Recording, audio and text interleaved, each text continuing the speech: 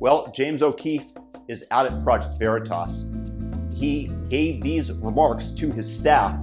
It was not intended to leak, but I'm sure that James knew that it would be released into the wider universe, the internet. There's no way he didn't know that.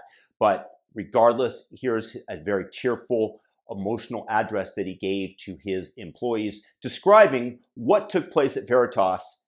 To some degree, mystery still to unfold. I'll be back afterwards. It's a 40-plus minute speech, and I'll be back to discuss. All right. Thank you all for being here on a President's Day, but I think it's fitting that, we're here on President's Day. I wrote these so I could get the words right, but it's obviously from the heart, and I wanted to do this in person with you all, not over a Zoom or Teams, and he's going to film it, and these are intended just for the family here at Project Veritas. This is just for us. I recognize that when you send something out to 60 people, but I'm not going to do that today. So I just wanted to tell you the truth. So I'm going to read this, and I'm going to try my best to, speak from the heart, but I did write these words, and I want to tell you what's going on. So here we go. It's going to take me about 15 minutes to do this. Journalism is reporting things powerful people want kept hidden for the wrong reasons, moral wrongs, bad behaviors, as journalists we're the custodians of the public's conscience. And as we've gone deeper and deeper exposing and illuminating corruption, the lies hidden from public view, the line that separates good and evil becomes more clear. Not just in the institutions we investigate, but within one another. Throughout my 13 years doing this, our mission has evolved from simply being about exposing the truth with some hidden cameras to something more transcendental, giving people hope, right? That's what we do. And I'm going to stand here because I just feel like I'm filming a video for the audience. And as we ascended into that higher purpose, which I think we all understand that we have suffered through triumph and disaster along the way in a similar fashion to what I wrote about in my book. The first chapter was called Suffering. So the line that separates good and evil passes not through the states, nor classes, nor political parties, but right through every single human heart, to quote Solzhenitsyn. So that line in the sand becomes more clear the deeper we go in investigating these powerful institutions. So over the last few weeks, I have felt a lot of despair and seen a lot of evil, and felt overcome with various emotions over the last few weeks. You could say I've seen glimpses of heaven and hell, of darkness and light. But what I take away from these is the gratitude that I have for many of you, for most of you. And there is such goodness in so many of you that I have seen, and I am grateful for that. And the generosity and goodwill we have steadily built over the past 13 years with so many people. I've received thousands of text messages and phone calls from people all over the world concerned about my well-being. But as I was going through this process, I reflected upon my appreciation for many of you. What makes us great is that we do this work because we actually believe in it, right? We actually believe in this. It shocks people that we do, and we have a passion for it, and we have principle. Like I know, we don't sell out. I think that's fair, at least most of us. We have a passion for doing the right thing in a visual way, no matter what. That's what binds us. I know many of you have experienced this despair alongside of me in the last couple weeks. One of you just told me the other day that you'd go work at Walmart at the night shift so that you could do this during the day. That's what one of you said to me. I believe you. Rather than sell out. In fact, I know this is true for many of you, and many more out there who wish to be part of this. It's true. I remember back in the beginning, 13 years ago, when I had no money, I would have to use bubble gum, duct tape. I think you were around during that time. I keep looking at you because I've known you since Andrew Breitbart. And my grandmother's chinchilla, I literally had to place a Project Veritas sticker on a piece of cardboard that I ripped off from my dad's cardboard and stick it to a microphone at Radio Shack because I had no money to buy a flag mic. And this was after experiencing a meteoric high of the acorn story. I was up and I was down, and I was broke again, and I was arrested, and then crashed down to a meteoric low, back in the carriage house, resorting once again to bubblegum and duct tape to achieve the NPR investigation that took us yet again to a meteoric high. I was so broke that I had to scribble my name and phone numbers on pieces of paper because I had no business cards. And so the saga continues. Back then, there were no employees and no budget. But I felt the same sensation this week. I feel the sensation right now. As Steve Jobs once wrote about being fired from Apple, the company he founded, quote, "The heaviness of being successful was replaced by the lightness of being a beginner again." Less sure about everything. It freed me to enter one of the most creative periods of my life. So back then I trudged on. From the back of a stretch limo in DC, two guys, I was on federal probation, so I couldn't be there, but two of my volunteers, dressed like Muslim Brotherhood fundamentalists, armed with hidden cameras. Project Veritas was born again in 2011 for a second time.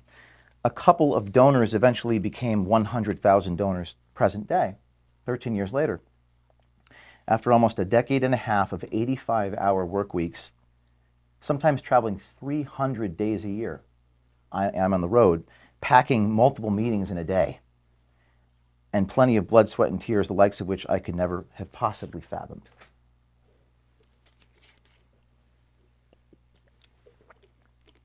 The external threats and pressure inflicted against myself and some of us has been unimaginable. I'm going to summarize them. Handcuffed by the FBI on two separate occasions, 12 years apart.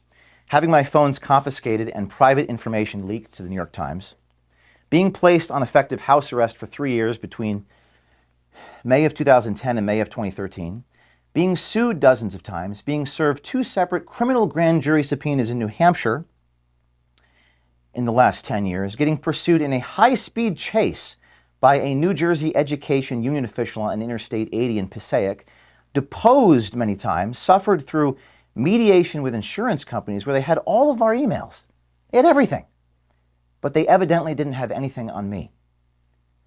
Getting my home raided by the FBI, having my loved ones put in handcuffs in the hallway, and having our office destroyed by a hurricane, literally a hurricane, which forced us into a temporary workplace before rebuilding and stirred up disgruntled employees, including grievances about me, which I will get to in a minute. The list goes on. Even so, as a former board member told me 10 years ago, Project Veritas will never be stopped from the outside. It will only be because we stopped ourselves, right? I'll get to that too in a minute. Prophetic as it may be, that is exactly where we find ourselves in the situation today. A situation where I have been stripped of my authority as CEO and removed from the board of directors. I bet you didn't know that. I'll get to that in a minute. Contrary to what public statements may say. And by the way, I have copies for this. I will not give them to you yet. I will give them to you after I'm done. And there are board minute meetings, which you'll all get a copy of, that read as follows. Quote, James O'Keefe indefinitely suspended as CEO without compensation. February 10th. Yes. Quote, indefinite suspension of James O'Keefe from the board. Dated February 10th, 5 days before the statement, saying that I'm still the CEO. I don't know why this is happening now. Or specifically why this is happening suddenly, right now. As you know, at the helm of Veritas, I've never allowed or entertained speculation. I only report the facts. I think you know this. You're involved in hiring. But don't you know that so many people want to go beyond the facts? I'm adamant that I'm only going to stick to the facts. So much so that sometimes we don't hire people if they want to pontificate and opine about what's going on in society. And I've had people leave because they don't agree with this vision, okay, of what a journalist ought to do. But fortunately, I have recordings and documents to back up everything I'm about to tell you. So everything I'm about to tell you, I have documentation and proof. So you don't have to say I wasn't there. You can listen to it and watch it for yourself.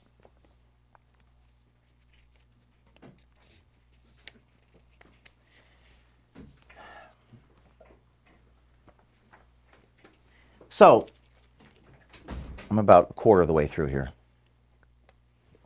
Bear with me. For the last 13 years, I've been the same person I've always been, probably better than I used to be. These are adjectives some people used. Tough, hard charging, driven, creative, exacting. I have extremely high standards and somewhat disorganized. I don't ask you how your Thanksgiving was, okay? Or the names of your siblings, although a good leader probably should. I don't do that. I ask a lot of you, but I don't ever ask you to do anything I haven't myself done and continue to do. I haven't always been the most compassionate leader, and that is admittedly a fault of mine, something I need to work on. But I remember when I was back in the carriage house in the beginning, there was a journalist in the beginning, and he pointed this out to me. So, you need to be more compassionate. Ask me about my life. And it hurt him that I wasn't more compassionate towards him. Personally, I told him it was difficult for me to change myself. But this experience stayed with me, and I always have known this about myself. I've tried to do a better job of that, but the truth is I've been very hurried, very busy, pressed for time every day, trying to pack in so much in a day. I think you all know this in meetings. I'm busy because I'm trying to get so much done in an hour, all the while moving at the speed of light to raise as much money, to hire more people, to take care of you guys in a fundamental way, although I may not be good at communicating the reasons why I am that way. I'm doing as much as I humanly possibly can so I could build this place out and do more. And that's what we did every year, each year since 2010. Growing every year, sometimes doubling our revenue, doubling our impact. I have a chart here, which again, I'm going to hand to you, the chart of the growth every year. I have never slowed down. I recognize that perhaps I should, but number one, there's a trade-off to slowing down. And number two, I need the right leaders around me in order to do that. So along the way, there has been much turnover, replacing people with better people. This was painful to me and to many of you who witnessed it. But that has always been happening since day one. There was turnover 10 years ago when I had to fire a friend from college. Let's just maybe hold off on that until the end. So I'll make sure that everyone has a copy of this. And I don't intend to publish this. This is for you guys internally. I had 10 years ago, I had to fire a friend from Rutgers. That hurt me. It took me months to get over this. I never discussed this. I felt for him, but it was the conflict that ate at me, but I had to do it. See, leadership has a price, and results often come at a human cost. Maybe fewer in this world, present day, are willing to pay that price. Many people want the fruits of leadership, such as its power, results, Twitter followings, secondary effects. But the price of the responsibilities, burdens, trials, hardships, difficult decisions, or just sheer suffering, I don't think people want that. And all through the years, things fundamentally continued on an upward trajectory for this place, albeit turnover. And I'm a hard guy to work for sometimes. We file our annual tax return. A public tax return is required by the IRS. And my compensation is set by an independent board of directors via a compensation committee. 4 times a year, our chief financial officer has submitted company financials to the board. That's every quarter. And our board approves it in quarterly meetings. All 3 members of the C3 were present, and we have subjected both the C3 and the C4 to audits from outside independent accounting agencies each and every year. That happens. That has always been happening. Nothing about how I've conducted myself over the past 13 years has really fundamentally changed. Until now. So what has changed in the last 3 weeks? What has changed? The only thing that has changed is that we broke the biggest story in our organization's history. You know that one I'm talking about? Pfizer. The last week of January, with 50 million views. That broke the record by 10x. Our video became a global phenomenon. It was about Pfizer and one of the directors discussing mutating the virus. Our confrontation video, where he locked me in a pizza restaurant with you and you, and he smashed the equipment and called the police. that became a phenomenon and was riveting television for our audiences glued to their screens. That was probably one of my favorite things that ever happened. It was just really unbelievable. It was like true to be false and seemingly too false to be true, but it was real. If someone else is here, you can let them in. Hello, come on in. Just giving a few remarks to the team here, so you came at the right moment. So the only thing that changed were these videos. Outlets in India and China covered the story, and our social media exploded like never before. Our employees and board members' Twitter accounts also exploded like never before. Pfizer even put out a non-denial denial, like you always capture these things, where they basically admitted they were mutating the virus, albeit they buried this admission in jargon. But it was still an admission. And it was extraordinary that Pfizer responded to us with an admission, not denying that this guy was who he was. What an amazing turn of events. That is the only thing that's changed in 13 years of me being who I am. And then suddenly, an unusual emergency happened just a few days after that. I think we have one more person here, if we could let him in. So suddenly, an unusual, and I'm going to take you through this. I'm going to take you through what happened. Some of you don't know these things. Hello. We're talking about the story we broke. An unusual emergency happened. On Thursday, February 2nd, that's a few days after the Pfizer story, I was informed by an officer of Project Veritas on the phone while en route to the airport that he would resign unless I stepped down as CEO. We've been having a conflict of visions, him and I, over fundraising. Are we in fundraising here? I guess no one from fundraising is here. I don't know. There were tactical disagreements about the boldness of approaches soliciting donations. I was told, and I'm paraphrasing, by asking for X dollars right now, you will prevent 10X dollars down the road. That advice ran contrary to everything I knew to be true in my 13 years of fundraising. But that conflict was even more fundamental and essentially boiled down to this. And my vision, I'm going to paraphrase Howard Rourke, the architect, quote, I don't build in order to have donors. I have donors in order to build. That's what I believed, and I felt like we had a conflict of visions. We don't measure our success only in terms of how much money we bring in. We measure our success in terms of our impact. Remember Acorn? I don't think I raised a single dollar off that. I had a stack of media coverage to the ceiling. We measure our success in terms of what we produce, not just in terms of our wallets. That was a pretty fundamental conflict, I felt. The day prior, I had informed him in front of his colleagues that if he wasn't willing to follow my lead, he'd be shown the door. I tried to deal with it privately, but I was unsuccessful, and the disagreement boiled over publicly in a staff meeting.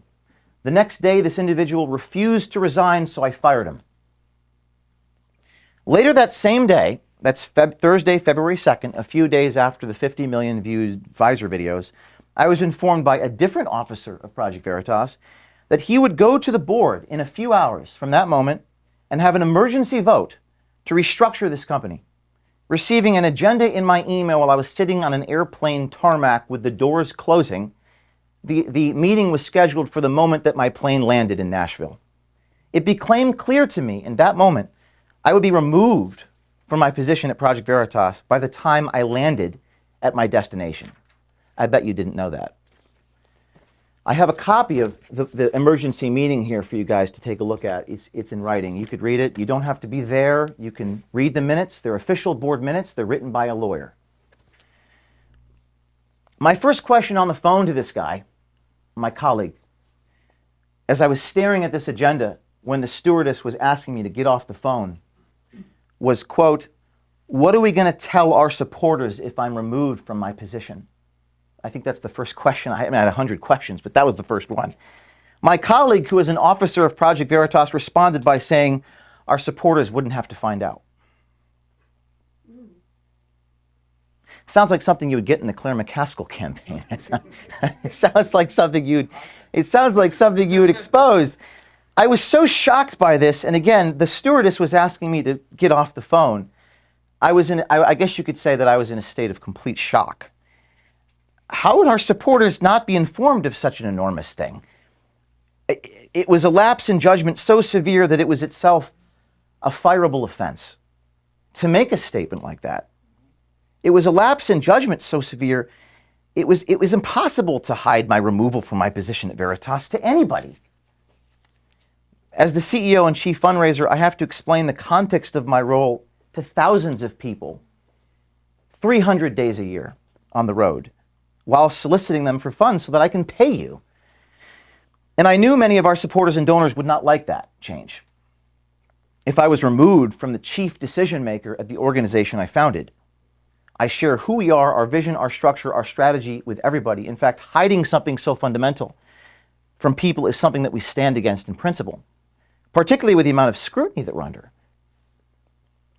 The doors closed, the plane took off, but somehow, over the next few hours, I was able to convince the board to push this emergency meeting to that Monday, February the 6th. The very next day, and this is where things gets really bizarre. So fasten your seatbelts. The very next day, on Friday, this is now Friday, February 3rd, a board member reached out to one of our journalists and stated, quote, "You get a raise if there is a restructure without James O'Keefe at Project Veritas." I have a copy of the text message, and I'll give it to all of you. I've redacted the name of the journalist. The board member deleted the message, but not before our journalist took screenshots. Good job, journalist. Yeah. On Sunday, February 5th, now that's Sunday, 2 days after the Friday, a board member requested my presence at his home. He informed me, quote, "You had nothing to do, James, with this Pfizer story," unquote.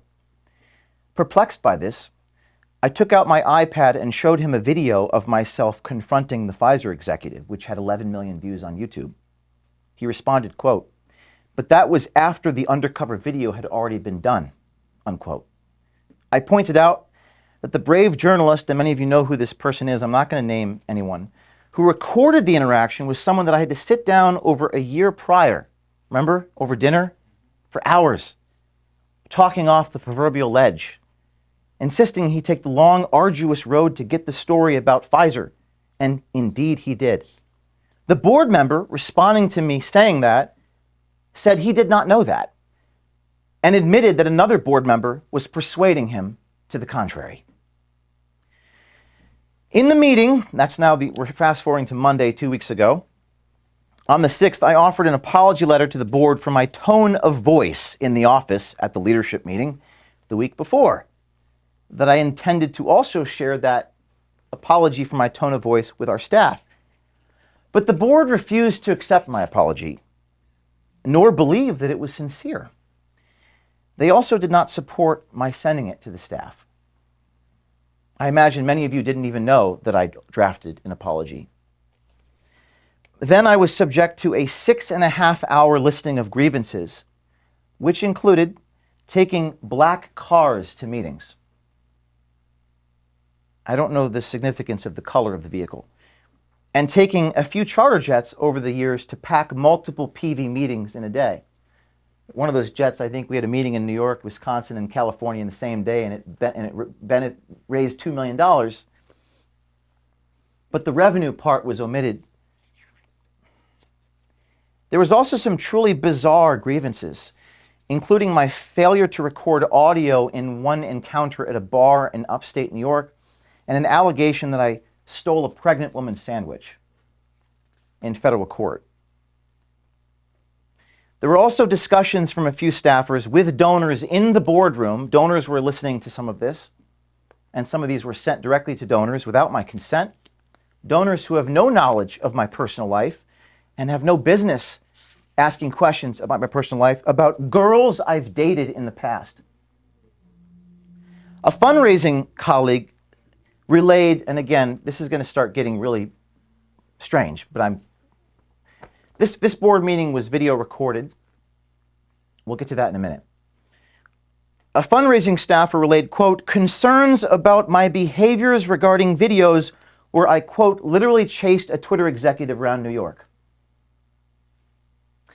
By acclamation from all of you, in 2022, that video about the Twitter chase was one of our most successful videos. But yet, your colleagues in a boardroom were expressing concerns about it. Every board member previously communicated their love of that video, but none pushed back in that moment when the staffer criticized it. Why? The attacks were so severe against me personally in that boardroom, and again, this is all video recorded, and I suggest that you ask for that. I will not provide that to you. The attacks were so severe that one board member asked, quote, is there anything James O'Keefe is good at? That's what your board member said. Oh, and by the way, this meeting was video recorded. I'm going to keep saying that. You may want to ask existing board members if they want to share that entire video with you. I suggest you request the entire 7-hour or so video to see for yourself what actually happened. You don't have to have been there. You simply need to watch the video and hear all of the testimony. After the 6 hours, I was asked what I had to say for myself. I was given about 10 seconds to respond, and then I was dismissed. Then, and I'm reading from board minutes drafted by lawyers who are taking a record of what the board members said and did, a vote was called to strip me of all of my authority and decision-making at this organization for half a year. That's 180 days. Again, it's in the board minutes. You'll have a copy of it. It says, quote, the CEO's ability to make these decisions suspended for 180 days with such power transferred to the executive director. The executive director reports to the board. The CEO is placed on leave for 2 weeks, and the CEO's access to donors is restricted. So I can't talk to donors. I can't raise money. Let's see. Okay. My first question before I was dismissed, I asked how the remaining team will manage the company and what the plan was. That's something you had said. What's the plan? But they didn't provide one. It was clear they didn't actually have one. And then I was dismissed. So I went off the grid as requested. Went hiking with Kennedy in the mountains. Within a few days of going off the grid, I started receiving missed calls and texts from the same board members and officers who demanded I be gone. They informed the staff that they're waiting to hear from me. I found that odd. There was a corporate resolution demanding that I be gone for 2 weeks. I was a little worried about violating the corporate resolution. Wouldn't you? This was while I was commanded by a motion of a board to be literally gone on paid leave for 2 weeks. And then an officer at Project Veritas took a screenshot of my read receipts of text messages and distributed them to you, saying, quote, you owe your team a response, please allow communication. This was during the time when I was required by the board to be gone. Then, it's going to get stranger. Then, and again, I'm going to give you copies of all this. Then, on February 10th, you guys don't know what I'm about to tell you, another board meeting occurred. Again, I'm gone. With the meeting's minutes reflecting that they had indefinitely suspended me from the board. By this time, they had stripped me of all of my authority as CEO. During the time I was on leave, they kicked me off the board. So I can't be a CEO if I have no authority. I can't make any decisions. I'm not allowed to access any donor names. I wasn't even sure what my job was or if I even had a job. Right now, I actually don't. I'm not sure what my job here is. In the board minutes, it says that I no longer have a paycheck and I'm indefinitely suspended from this organization. 5 days later, after that, on February 15th, a statement was put out by this organization, by this organization's executive director, saying, quote, James has not been removed from Project Veritas. 5 days after they removed me from Project Veritas. James is the hardest working person I've ever met. Those who know him know he will not take time off unless forced to. Absent from the statement was the actions of the board to remove me from the board and remove me as CEO. I don't know why they omitted that part. Later on the 15th, the same day, while hiking with Kennedy, Peavy put a statement by quote tweeting a picture of me with him saying, "There is nothing better than enjoying a well-deserved vacation." That tweet failed to mention that by then I had been removed from the board and indefinitely suspended as CEO. Why didn't they put that part in? This is where things get really messed up. A few days later, an officer sent an email to the board with bizarre hyperbole and innuendo about certain expenses related to our business needs. These included, and you can't make this up, that Project Veritas paid for James O'Keefe's down payment of his wedding. I got a chuckle out of this. I'm not married. I've never been married. I do hope to get married one day. In fact, I got married to you in Oklahoma, but that was pretend. That was fun. Everyone enjoyed it. We rented a charter bus. We all went down. Everyone enjoyed that musical, or at least I thought. I'm not married, but the truth of the expense, the $12,000, was that it was a payment for our annual Project Veritas Christmas party. Remember that? Where you guys were there? Some of you brought your spouses? The officer lied by omission, excluding the purpose of paying the $12,000 for the wedding venue. It looked like Project Veritas was reimbursing me for a wedding venue. Why would the officer lie like that? There were also, again, bizarre complaints, and this is where you come in, Asha, about taking too many trips to too many meetings over the course of a year. I think there were like 305 cars I had taken to meetings and donors and journalism assignments, including all the, quote, black cars taken from airports to various meetings. I have a copy of that, so you don't have to take my word for it. The officer stated to the board, this is on February 13th, this week, that we should do things such as, quote, reschedule meetings. And the IRS would prefer Zoom meetings over in-person meetings. I'm going to let that sink in for a minute.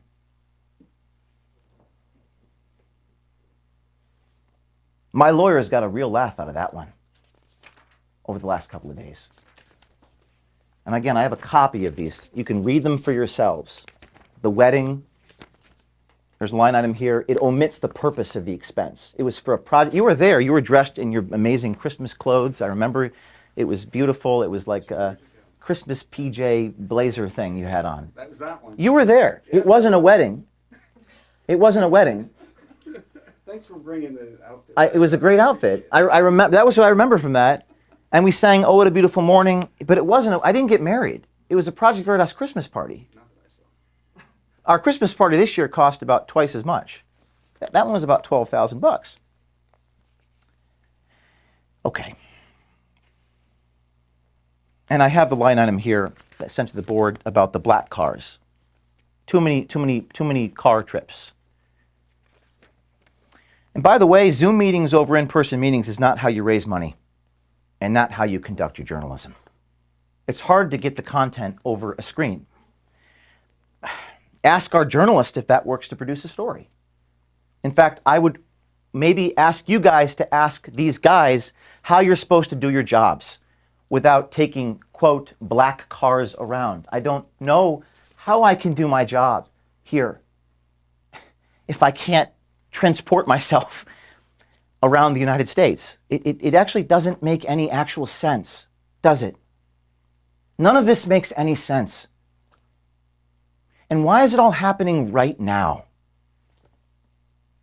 Those are the questions I have. I don't have answers. You guys are journalists. Maybe you can go find the answers. I don't know. After this series of events, I wrote a letter to the board on February 16th with the proposal. Many of you have not seen this, but this is what I sent to them, which I guess they haven't shared this with you, but I'm going to share it with you now. With a proposal that the board members resign by the end of this past week. We're now past that point, or I'll be forced to walk away. And this is what I wrote.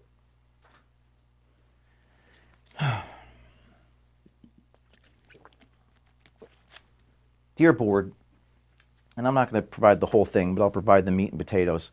Over the last 2 weeks, I've carefully followed the board's directive to take a vacation and avoid contacting donors. Of course, donors called me. My phone was being lit up with thousands of phone calls.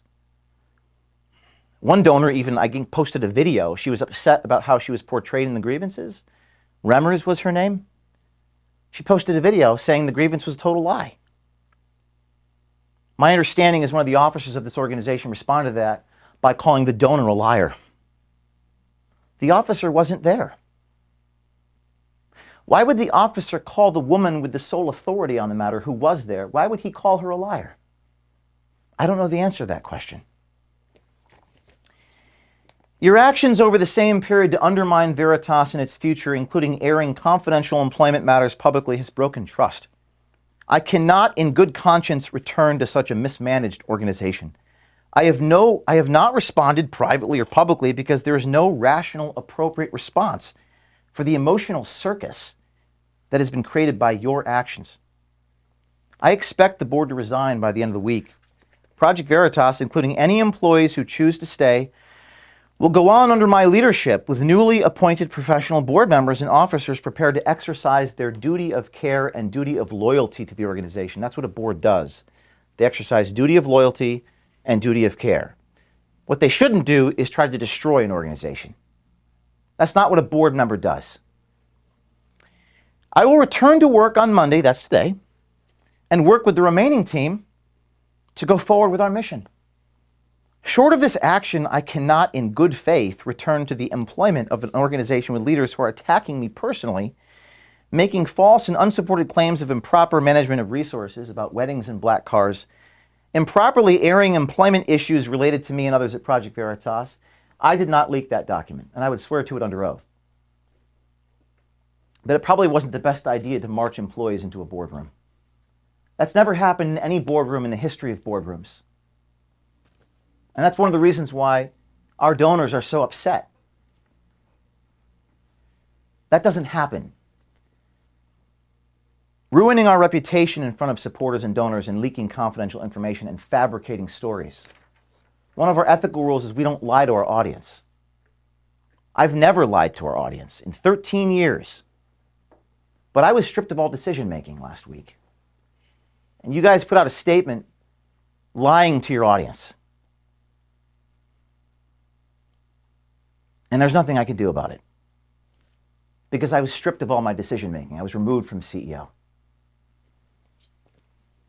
I was asked to be gone until the 20th. It is now the 20th. I asked the board to resign for their conduct, and they did not. So currently, I have no job at Project Veritas. I have no position here based upon what the board has done. So I'm announcing to you all that today on President's Day, I'm packing up my personal belongings here. I don't really have much in this room that belongs to me. I guess a painting, a diploma, some personal things. It won't fill much. Maybe it'll fill my Kia. I'm packing up my personal, I'm starting to get emotional, from headquarters, and I'm intending to start anew. I don't have the answers to why they've been doing this, or why board members were going directly to employees to collect grievances on the week of our biggest story ever. Or why our board members were going to employees directly to discuss removing me from this organization, even saying I'll give you a raise if James is removed. That might be illegal. I don't know. But why would they do it the week of our biggest story ever?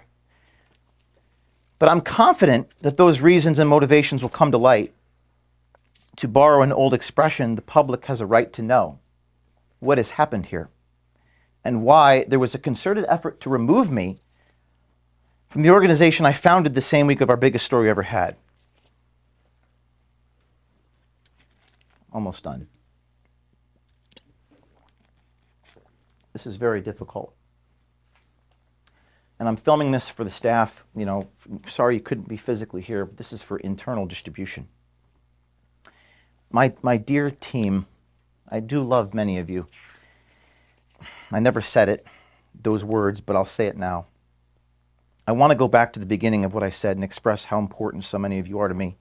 how I still believe we have a long and bright future together somehow, some way, and to share my profound appreciation for many of you. When I left the office, and this is where I'm going to get emotional, so please forgive me. When I left the office on February 6th, after being stripped of all my authority, I saw my father and gave him a hug, realizing just how honest and real of a man he is. Both my parents are as genuine and down-to-earth as a son could ever have. It's true, you never really know someone until you go through hell with them. You see, back in the carriage house 13 years ago, the feds would come to my home to make sure that I was inside my house, administering random drug tests and rifling through my expenses to make sure I wasn't lying about the strawberry ice cream I bought at 7-Eleven. I didn't have any money, but they went through my debit card statements and tried to get me to sign things to prove I wasn't lying. There were federal agents showing up at my parents' house. There were no donors. There were no supporters, and I was not trending on Twitter. My father went through this hell with me and stood up to those bullies on the front lawn and told them to stop harassing our family. And at that point, that's all I had, was him. I was otherwise completely alone. I will never forget that. Now the good news, we're no longer alone. We have millions of Americans who also know who I am. In fact, sorry. All right, we're all trying, boss. In fact, you have, and we all have watched their overwhelming support. They see the truth. They know who I am. I also know many of you know who I am, and you know what's right. Right? You know, you're people of principle here. People in this room. And this now may be your moment of truth. One of you called me from a closet the day of the 7th after I was suspended, the day after I was let go, and you were crying. I never heard that tone before. I told you it was going to be okay. You were afraid of what was happening here. You said, this is really hard to take. I can't take this anymore. I told you that I struggled alongside you, although I wasn't physically there. I told you that I loved you. A number of us told each other that we loved one another. It was the first time I've shared that sentiment with a colleague. It was a very real moment, a very beautiful moment, a touching moment where we were bound together. Many of us were really bound together in that moment, and I was grateful for that. I recognize just how honest and real many of you are in your souls, that you are amazing people. We have some really amazing people here, with men with brass balls and women with the courage of a lion. And it really, what I drew from this experience is the gratitude that I have, for so many of you. And as I was going through this horrible pain, where I lost 8 pounds and couldn't sleep for 5 days, I was actually overcome with this amazing gratitude. True story. I was really feeling it, and I'm grateful for that, because I've experienced something I never have, because I saw the goodness in many of you that I did not previously see. So I amend the statement that I made in the beginning of this. The statement I made before was, Veritas will never be defeated from the outside, it will only be defeated from the inside. That's actually not true. No, the only way to defeat us is if they take our spirit. And from the looks of things, many of us remain completely undefeated and unbroken. So, our mission continues on. I'm not done. The mission will perhaps take on a new name, and it may be no longer called Veritas, Project Veritas. I'll need a bunch of people around me, and I'll make sure you know how to find me. And I'll quote when you invited me to New York City and did that little stand-up, how fitting that from Shakespeare, quote, "And this story shall the good man teach his son." We few, we happy few, we band of brothers and sisters. So with that, I'm going to collect my things. I'm going to load them into my car. And I hope to see some of you soon. That's it. So as James mentions, this is right after he exposes Pfizer in the biggest story in Project Veritas history. Do we think that it's random? It's very, very unlikely to be. There is no doubt that the administration and Pfizer put tremendous pressure to break up Project Veritas. The good news, we're not living in Soviet-style Russia yet, despite what the left desires, because otherwise Project Veritas would be wrapped up and every single member of this journalistic organization would be shipped off to the gulags because they reported Veritas and not Pravda. I personally am going to be asking Project Veritas for all the donations, not only the recent one that I made after seeing this. I was only planning to ask for the recent one, but I'm going to go for the whole kit and caboodle. I'm disgusted with the directors at Project Veritas that were likely paid off, whether it be blackmail or cold, hard cash. You will note that one of his reporters was going to supposedly get a raise after they got rid of James O'Keefe. Do you think that money might be coming from somewhere?